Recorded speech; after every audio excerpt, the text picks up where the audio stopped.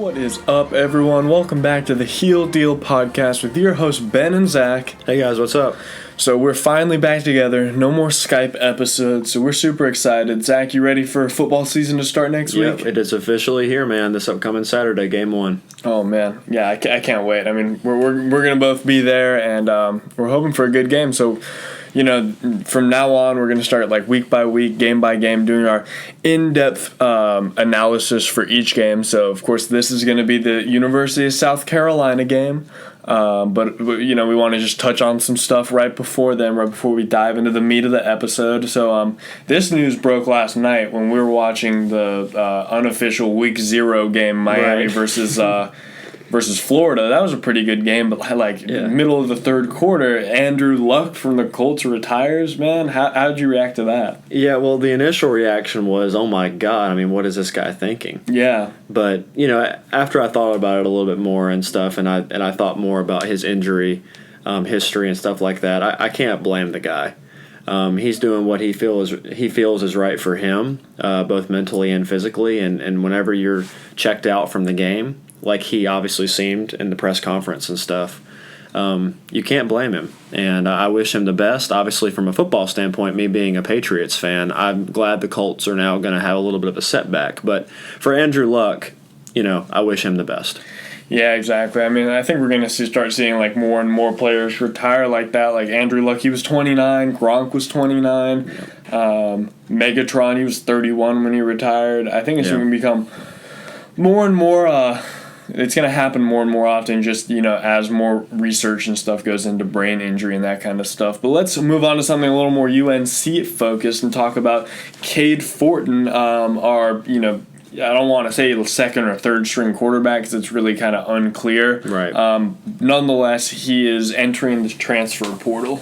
Right, yeah. He announced that he's entering the transfer portal. And, Ben, I got to be honest with you, dude. Whenever I knew we had 3 guys that all seemed capable of winning the job this year, I kind of felt like that whenever we got closer and the starter kind of came out, that one of these guys was going to transfer. Because I knew that Howell was going to be either 1 or 2.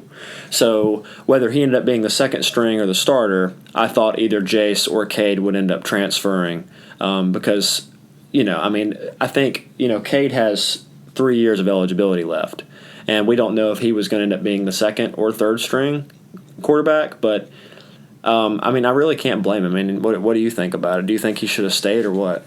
No, I mean, I absolutely can't blame him. Like, when you're the third string and the first string is like some hot shot freshman who's coming in, Sam Howell in this case, you know, it's a bummer. Third string, you're likely not going to see very much playing time unless something goes really, really wrong. So if you know you have potential, if you know you can play football, then why not go try and transfer to maybe a smaller program where you're going to get that playing time that you think you deserve. Yeah, and we know he's capable. I mean, we saw a small sample size with him last year, and, you know, last year's offense was obviously, you know, handicapped. But, you know, I wish him the best, though. You know, we don't know, of course, where he's going to end up, or I mean, it's very early on in the process for him. He probably still doesn't know how everything's going to work out. But I can't blame him from the perspective of, like you said, if you're third string, you're not going to see much time. A lot of stuff has to happen for you to get on the field. Yeah. So, you know, I wish him the best, but it does kind of tell us, as we transition into the South Carolina preview, who we can kind of expect to be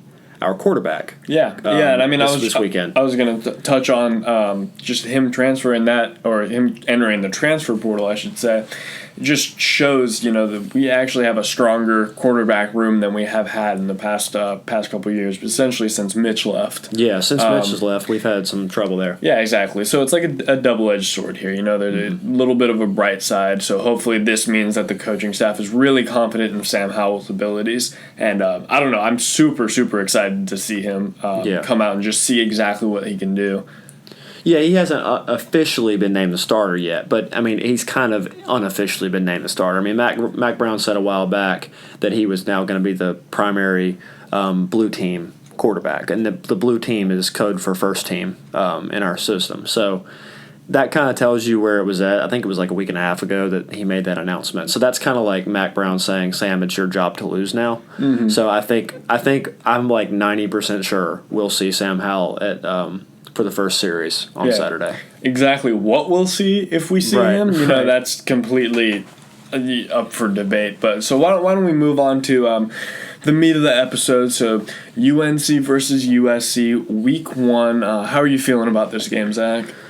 Oh, man. I got to be honest with you. As it gets closer, I'm feeling a little bit more, I guess, pessimistic. And I hate to say that because, it's an exciting time, right? We've had this spring and this build-up over the summer, all this exciting stuff. But the more and more I look at this game, it really does concern me because South Carolina does have, one of their best rosters in a long time, Ben.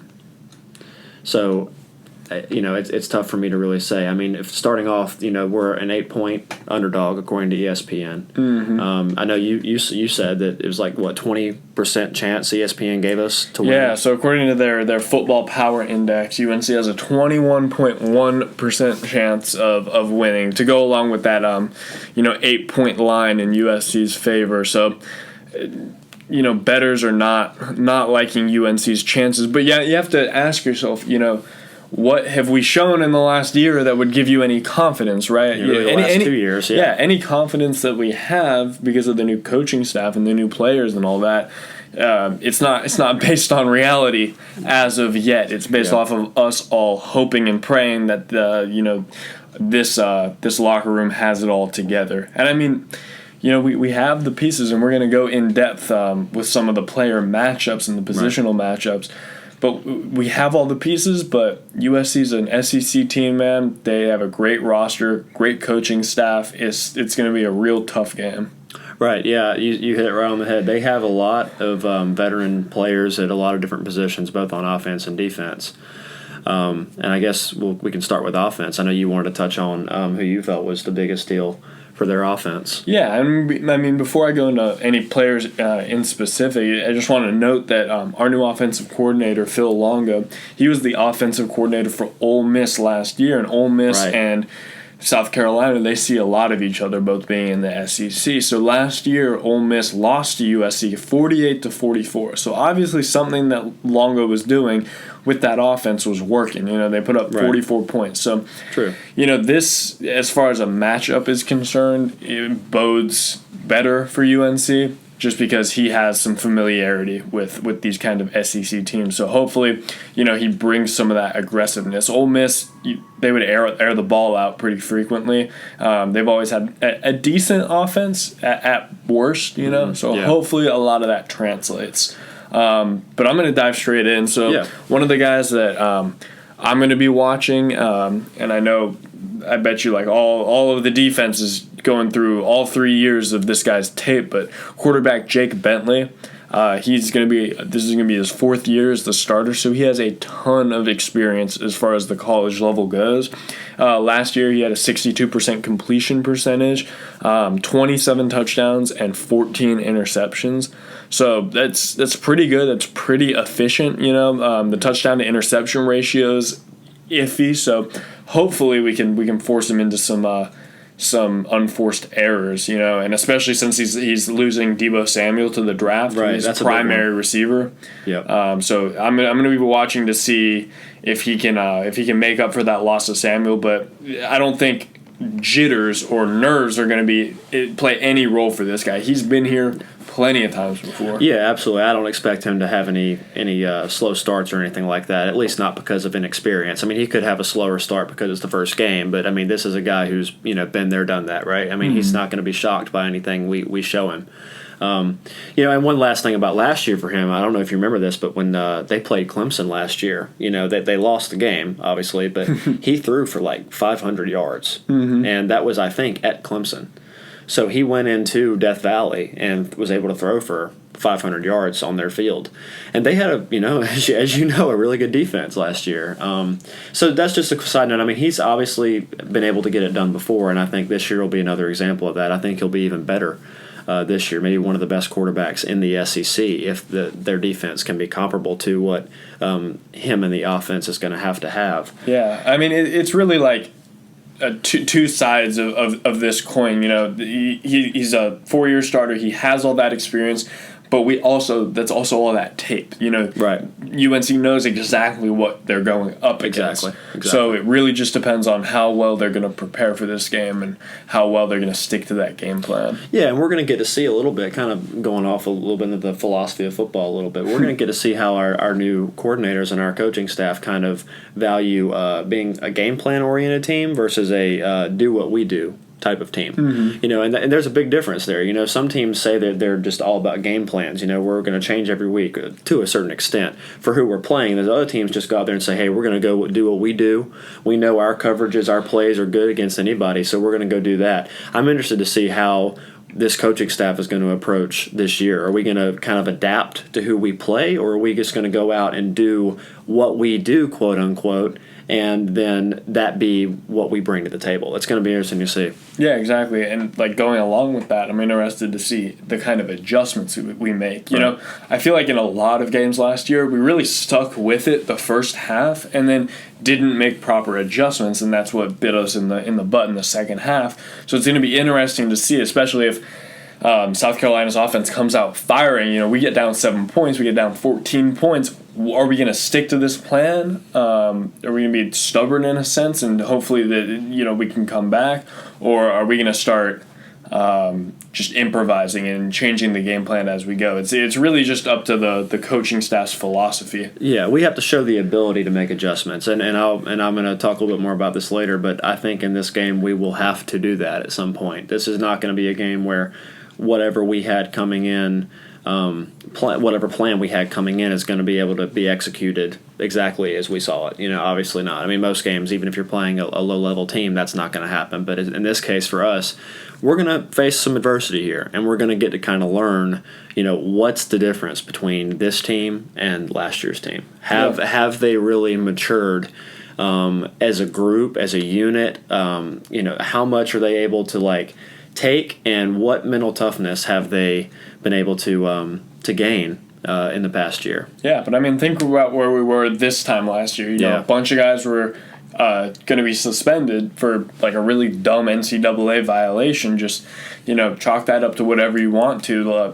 Lax coaching staff or lack of accountability in the locker room. But is this a different team? There's a lot of the same players, but is this a different team? Is this a different culture that Mac Brown's developing? We're going to see that. We're going to see. We're going to learn a lot of things a week from now. Oh, absolutely. Yeah, we will. We'll get to really see if all this hype has been kind of worth it. And I mean, I'm not going to sit up here and say that I think this game determines all of that. Obviously this is just one game of many that we have to look forward to this year. But it is going to say a lot. I mean, obviously everybody's got their eyes on us right now because we're talking up a big game, and we really could be a good team this year, but I think it's going to take a lot, and I think a lot of the hype may be a little bit too much right now. It could be just a little bit too much. We're so excited, we're forgetting the fact that, a lot of the teams we're playing this year are, more talented than we are. We have the toughest schedule in the ACC, so it's going to be about perseverance. It's going to be about mental toughness. Exactly. All right, well, let's go back into some positional analysis, talking about some of the wide receivers that South Carolina has. Yeah, so you talked about Jake Bentley a lot, and obviously he's very experienced. But, a quarterback is only going to be as good as his offensive line and his receivers. And particularly in South Carolina's case this year, I think the receivers are going to be huge for him because you mentioned Deebo Samuel leaving for the draft and stuff like that. You're losing your number one guy. But Bryson Edwards is going to be a really good player. I mean, he was 1B or number 2, depending on which way you want to look at it, last year. But this year, he is ready to step into that role. I mean, the guy's 6'3", 220 as well. So he's going to be a little bit of a matchup issue for pretty much every corner on our roster, especially since we're going to be missing Patrice Renee for a while because of the stupid NC State brawl. Mm-hmm. I mean, for a while, it's the first half, but that first half sets the tone. Exactly, and we can't, but you know how important the first half is going to be. So, but another receiver they have is, I don't know, I apologize for mispronouncing his name. It's either She, I don't know how he pronounces it. I'm just going to say Shi Smith. But the point is, he is another really good receiver. And this is significant for this game because Bryson Edwards is their number one, but Shi Smith is also really good. And we are down on a corner for the first half, and we don't have tremendous experience there going into this year anyway after we lost KJ Sales to the transfer portal last spring. So we have Patrice. He's been here. He's done that. But outside of him, a lot of youth there. Mm-hmm. So that's going to be an early thing I'm going to look forward to is can we find a way to match up with these receivers with a younger group of corners. Yeah, so who's going to have to step up in that first half? Well, Storm Duck could be a guy I'm thinking about. Obviously, he showed out in the spring game. I remember him. He looked really, really good for being, barely out of high school at the time. Mm-hmm. He could be a guy that's going to have to do it, but it's going to take a team effort too. And I think the safeties are going to have to help a lot too. I don't think we're going to be able to rely on our corners early on to cover these guys man-to-man. I think we're going to have to play some zone coverage and try to mix and match, like try to maybe put Miles on that side to try to just, neutralize that a little bit until we can get Patrice back out there. Yeah. Because Miles Dorn, obviously, I'm expecting a lot from him this year too. Mm-hmm. And then, let's talk about South Carolina last year. What kind of issues did they have that, hopefully will translate to this year and that UNC can take advantage of? Well, offensively last year, it was kind of like, they didn't lose a whole lot offensively. They do have 7 returning starters on this offense, but I think offensively the main thing that they struggled with last year was that they just couldn't quite get in the end zone at times after they had sustained long drives. They had a lot of red zone stalls and stuff like that. But the biggest thing is the defense that I want to talk about regards to last year. Mm-hmm. Because last year they had issues against the run really, really badly, and they could not get turnovers. Mm-hmm. So that's going to be something that they've obviously spent a lot of time on in the offseason. They've addressed it. For example, T.J. Brunson, he is a absolute stud at linebacker. He had 106 tackles for them last year, and that's with those struggles that I just touched on. So him being another year older, that's definitely the kind of the quarterback of their defense, if you will. I don't know if he plays technically their middle linebacker, but I think he does. But either way, he's kind of like their signal caller at the linebacker position. Mm-hmm. And then, of course, they got defensive tackle Javon Kinlaw, too. And I don't know if you've been looking at some of the mock drafts for next April, but he is projected to go really high if he has a good year. Yeah. Really high. So that's 2 guys in their front 7 right there that are going to give us a lot of trouble. And one of the things, obviously, we've got to find a way to run the ball. So it's kind of, and we've got some moving pieces on the offensive line. Like Nick Polino was working at center after he had been at guard, and now he might actually be playing guard. There could be another center, so he's moving around. A little bit of inconsistency there. We don't really know what to expect, so it's going to be interesting to see how we handle those guys. Yeah, absolutely. If they had a leaky run defense last year, we really got to take advantage of that. Right. And our run game was decent last year, but. Oh gosh, yeah, and then when you talked about their lack of turnovers, it sounded like us. We had such a hard time getting turnovers and getting our offense the ball again. That's going to be a huge deal too. We offered plenty of turnovers though. Oh yeah, no, we offered plenty. Just the worst times on the ever. 1 yard line. Oh boy. Yep. All right. Do you have any other positions you want to talk about? Those are the big ones. I think the impact players here are obviously Jake Bentley, Bryson Edwards, T.J. Brunson, Javon Kinlaw, the big 4, and there's other guys too. But I think the 2 big defensive ones are Brunson and Kinlaw, and the offensive ones are obviously Bentley and Edwards. Yeah, we'll see. We'll see what we can do on Saturday. But all right, Zach, talk to me about the one thing that you're specifically watching for in this game. What's the biggest thing you're looking at? Yeah, so real quick, I want to let you guys know this season for football, Ben and I are both going to, each week, we're going to give you a score prediction, and we're also going to give you kind of what's one thing that we're watching for. So each week, we're going to tell you what each of us is looking for. That could be something as simple as how one individual player looks. It could be about an adjustment period. I don't know. It could be anything. It's just what we're looking for. So for me, going into week 1, the biggest thing I'm looking for is how we respond to getting hit in the mouth. Last year, when we got hit in the mouth, we didn't respond that well. Mm-hmm. Okay, we had talent. We had good games on offense and defense. But when it came down to it, when the other team was still chomping at the bit and we had to either make a play or let them make a play on us, it usually didn't go in our favor. So I want to see us, because I'm just going to go out on a limb. We will be down at some point in this game. They will have more points than us at some point in this game. I want to see how the offense, the defense responds when our back is up against the wall. Mm-hmm. I want to see if we're going to bend or are we going to break. Yeah. That's what I'm looking for. I'm looking for our psyche to have improved or to have not improved. Yeah, I mean, I always think back to that Miami game last year. We got down early, and it's almost like they gave up. It was just an awful game where they didn't show any kind of bend or any kind of resilience. So it's going to be interesting to see if this is a team that can bounce back in the face of adversity. So I'm excited to see that too, because I agree. There's going to be adversity in this game, right. No doubt. It is not a walk in the park by any means. Well, what's one thing you're looking for? So one thing I'm looking for, and I touched on it, with Jake Bentley, and I touched on it just a minute ago with the lack of turnovers last year, is can we get Bentley off of his spot, and can we force him to make some mistakes? This is a 4-year starter. He's not prone to making a bunch of mistakes. He's been here before. He's played much harder teams than UNC, but can we draw something up to make him uncomfortable in that pocket? So can we do something on defense to make him uncomfortable? So I just think that with our new coordinators and stuff, there isn't that much film on him. So it's going to be interesting to see how USC prepares and then what UNC comes out and actually does. Yeah, and also I want to add one thing to that, and I want to see kind of off what you were saying. But what if we throw something at him that we are pretty confident will work, and then it doesn't? How do we respond to that? Mm-hmm. Are we going to live to play the next down? Or are we going to feel sorry for ourselves that we thought we had a great blitz dialed up, and then he still found a guy for 30 yards down the field? Mm-hmm. I mean, which one is it going to be? We have to be able to play for the next down, because there are going to be some things that are not going to go our way. Yeah, and I mean, it's going to be tough, especially in that first half with the suspension.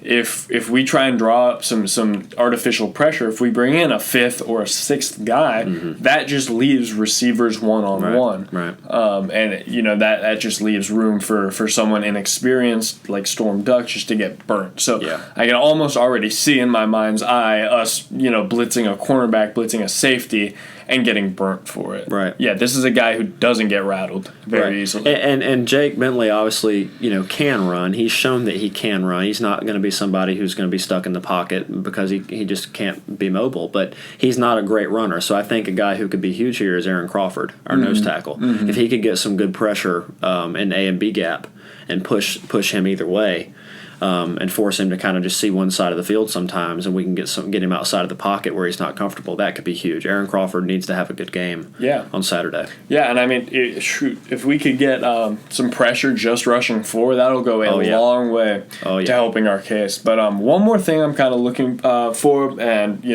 want to talk to you about it, is what they're going to do with whoever starts at quarterback for UNC. If it's Sam Howell, which I'm fairly confident it's going to be Sam Howell, do they trot him out and just make him throw, screens to those wide receivers and running backs, little checkdowns, or are they going to actually air it out? Like, to what degree are they going to put the training wheels on him? Well, I mean, the easy answer here, and what I think is the smartest thing to do, is you have to let a young quarterback, and really any quarterback in game one. I wouldn't be shocked if South Carolina let Jake Bentley get into it with a couple quick passes mm-hmm. and stuff, just to get used to the flow of the game. But particularly with Sam, we're going to try to let him get into the game a little bit. But I think instead of just going out and trying to hit a couple quick slants and out routes, I think we'll try to establish the run, Ben. Yeah. I mean, that's going to be another way to get him into the game, too. We don't have to let Sam go out there and throw a bunch of little quick routes to get him comfortable. Mm-hmm. I think if we can go out there and establish the run with Michael Carter and Antonio Williams and maybe even Javonte as well, we can get him some confidence, and then he'll be happy to let it go. But South Carolina, though, they're going to throw some stuff at him early and mm-hmm. say, all right, freshman, show us what you can do. See if you've seen this before. See if you've seen that before. Have you prepared for this? Did you know we could throw this at you? And then see if they can get him rattled, because obviously they would like to have that happen early on. Yeah, I mean, they're definitely going to have some stuff drawn up, and we're just going to see how prepared Howell's going to be. But, I mean, this is a guy who's never played a full college football game, and he's in Bank of America Stadium in front of thousands and thousands more people than he's ever played in front of. So we're going to see, what this guy's made of. But while I agree with you that they definitely have to warm him up a little bit, if we don't test their secondary, if we don't go for a few deep balls at least, then our run slows down. Right. And then these screen passes, they suddenly don't work. When the defense isn't scared of our receivers taking the top off of them, that's when they hunker down and they just stop everything. So I'm a little afraid of us getting into that spiral. Right, I agree with you that we will have to do it. But I mean, that first drive, I think the important thing is to establish the run. We need to come out there because they would love it if we would come out there and, like, let's say they have the ball first and they score, right? Okay, and we're down 7-0 before Sam even gets the ball. They would love for him to drop back and try to throw it, the first 3 downs, and they can send pressure and come get him rattled when we have 3 really good running backs. We've got to stick with the game plan. I think part of the game plan is going to be to establish the run. I think it's very, very important. Yeah. And that goes back to what we were saying about, do we stick to a game plan? Do we, change what we're doing to adapt to the game? We can only talk about it as much as we want together, but it's really we just got to watch this game on Saturday. Yeah, the first drive for both teams will tell so much. If you ask me a lot of these questions, if we talked about this after the first series for both teams, probably our analysis would be a little bit different because it really does tell so much. And week 1, too, a lot of it's going to be feeling out early. Who knows? We could see a trick play. We could see a deep bomb by one of them trying to catch the other team just not quite ready for something. Who knows? But I think for the most part, both teams will kind of feel it out a little bit, let their guys get used to it. And then by the time we get to the second quarter, second half especially, that'll be when both teams open it up. Exactly. All right. Well, as we wind down the episode, talk to me about how we're going to win this game. So finish the sentence, essentially. UNC is going to win this game if what? I'm going to go back to what you said. We got to get pressure on Jake Bentley. Experienced guy, veteran guy, we got to make him feel uncomfortable somehow, otherwise he'll torch us. And then as far as our offense, we have to run the ball well. And I talked about that a lot already, but Sam Howell is probably not going to be able to win this game for us. We're going to have to help him get used to it. We're going to have to let him manage this game a little bit for his first time out, maybe for the duration of the season mostly, like he's going to be a freshman every single game this year. So we got to run the ball well. We got to get pressure on the quarterback. Yeah, no, I totally agree. 2 fundamental things, but still, they're crucial for this game. Yeah, exactly. We can't expect Sam Howell to come out your first game and start playing like Baker Mayfield, right? Yeah, in his last season at Oklahoma. I don't expect anything extravagant from him, and I don't think we should, as a team, like go out there and say, "Sam, all right, here you go, have fun." Exactly. We've got to kind of help him come to it, and we have the pieces to do that. Yeah, and I mean Mac Brown, he's been around the block. I think he knows what he's doing, right. Especially with a new quarterback like this. So we just got to hope. Really, I think the only way that we're gonna win is if we stick to this game plan. I agree with you with getting the run going, especially early. But a few things are going to have to fall in our favor. We're going to have a few bounces. We're going to have a few turnovers that might be a little lucky. Because, if you think about the Miami game from last night, it was Miami versus Florida. Miami stuck with them until the very final drive, right? Yeah. So they something I saw on Twitter, but they had 3 more turnovers, or Miami got the ball back 3 more times than they were statistically supposed to. And that's what brought the game between one score. Miami, and it was easy to tell based off of how they were playing, Florida was the better team. But Miami was still in it up until the final drive because they had 3 extra turnovers than they should have. Their defense forced 3 turnovers when they made the offense have a mistake. So that wasn't quote-unquote expected. Exactly. So that means like a tipped ball or something like that, not like a throw straight to the linebacker. But we're going to need some of these unexpected turnovers. We're going to need to get a little lucky. I agree. Yeah, we'll have to have some stuff go our way that maybe isn't foreseeable right now. But to your point, I mean, Florida tried to give that away as well. So I mean, that last drive they had like 3 PIs. But yeah, to your point about this particular game, I think it's fair to say that we're going to have some stuff go our way that. If it goes in South Carolina's favor, they could blow us out, right? So, like, if they get the extra turnovers, they could kill us. But if we get them, we can compete and we can maybe win. So, yeah, I mean, but I guess now the last thing to do here is we've talked about everything. So, what's your score prediction here? Who's going to win? So, there are so many unknowns on UNC's side that I can't side with them confidently. I think they totally could win it. and that's exactly what we just talked about. Right. But realistically, I don't think that they will win this. But I don't think they're going to get blown out either. I think it's going to be, a mid-scoring game where we lose by a touchdown. So I'm going to say 17-24. We're going to lose 17-24. Okay. What about you, Zach? Well, yeah, one thing I want to point out, too, and I don't want to speak for you, Ben, but, I think it's safe for me to say this on behalf of both of us. Ben and I are, obviously UNC students. We love the school. We want us to win every game.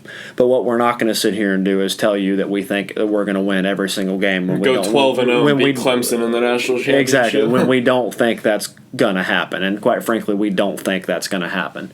So we're going to be realistic with you, but also we are going to be fans as well. So please don't expect us to pick us every week because we probably won't be doing that. Tune in for basketball season. You'll get to hear us pick us a lot more. Yeah, exactly. But anyway, now that that's said, I wanted to get that out of the way because I agree with you from the perspective that we won't win this game. I think South Carolina wins this game 31-21. I think early on we feel each other out. I think maybe 1-2 touchdowns get scored in the first half. Maybe I don't expect a lot of points in the first half. Second half, I think some turnovers will happen. The heat and stuff will start getting to people. Some people will cramp. Mm-hmm. You know how that goes. August, well, it's going to be, 3:30 game? 3:30 in Charlotte, and it's August. And although they've been training for it, they'll be hydrated. There's nothing quite like playing a football game. Football shape, you cannot simulate a football game. There's only way to do it is to play one. But I think they're going to win. A lot of because of the same reasons you said. It's hard to say right now what we're going to get out of these Tar Heels.